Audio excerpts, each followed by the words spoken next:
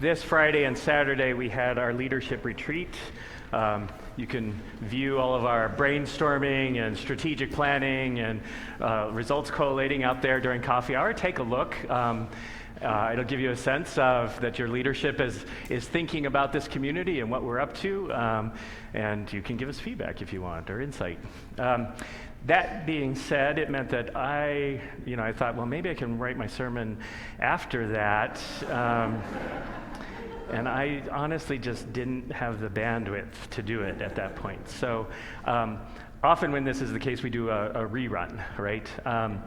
And so we're going to do a rerun today. In 2017, Tom Tyner stood here and read a piece by Brian Doyle on All Saints. And the piece is called What Happens After You Die. What happens after you die?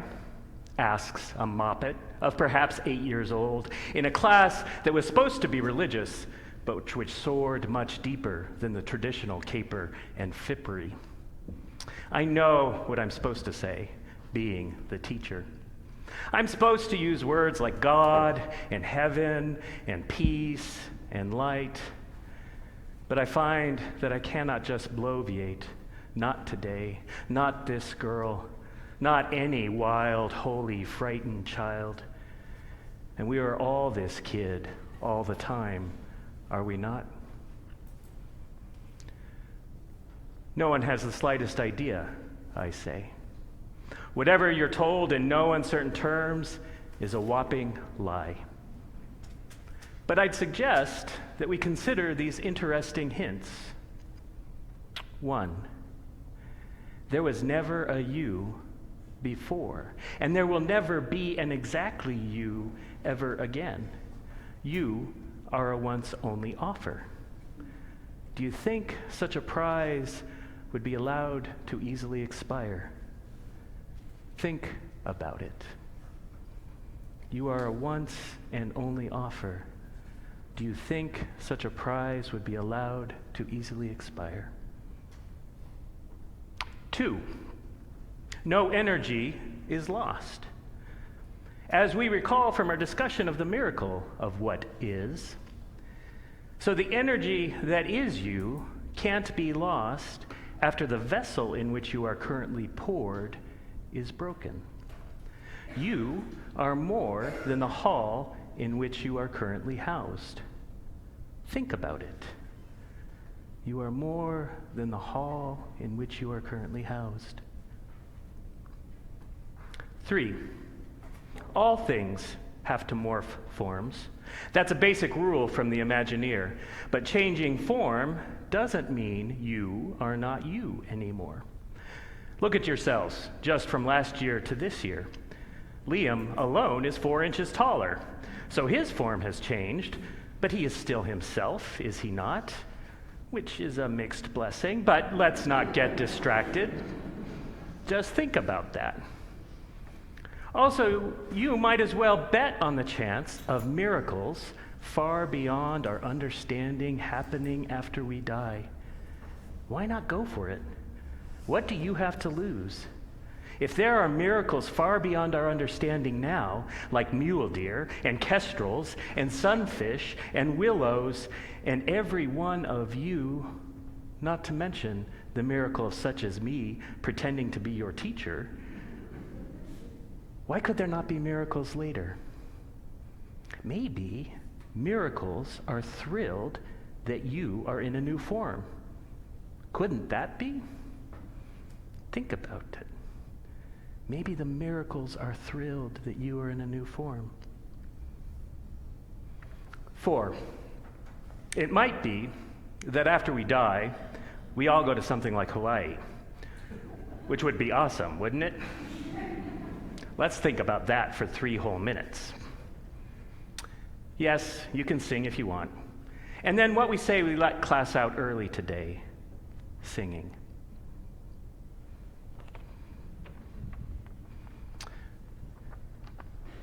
What I appreciate about what Brian has written there is I think it does reflect our posture as a faith community and kind of the journey we're on, just this recognition and acknowledgement that we don't fundamentally know.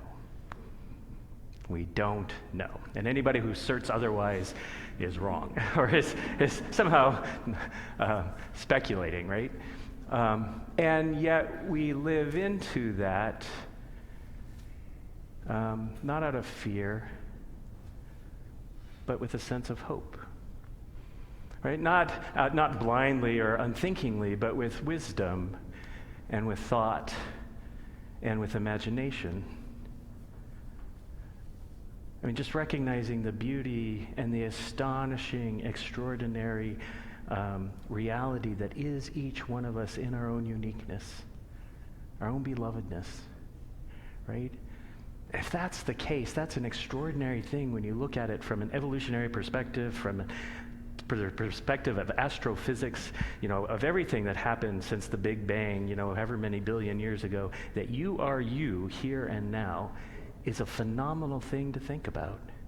Astonishing, really. Why can we hold on to the astonishment and the profundity and the goodness of it? Why dismiss that? Why makes us think that that somehow is going to go away? And to acknowledge that, what we know about energy and the physics behind energy is that the energy that you are will not disappear, that it will be transformed, it will be formed upon your death, but the energy that you are right now does not cease to exist. That's just a fact of physics, right? And can we imagine the possibility that something miraculous might happen to that energy? Can we live with that kind of envisioning and imagination? Can we live with that hope? I mean, that's who we are as people of God. We're called to live in hope, to live in a sense of possibility, to be able to acknowledge the reality of pain and suffering and grief, and yet still have hope in the face of it. Amen.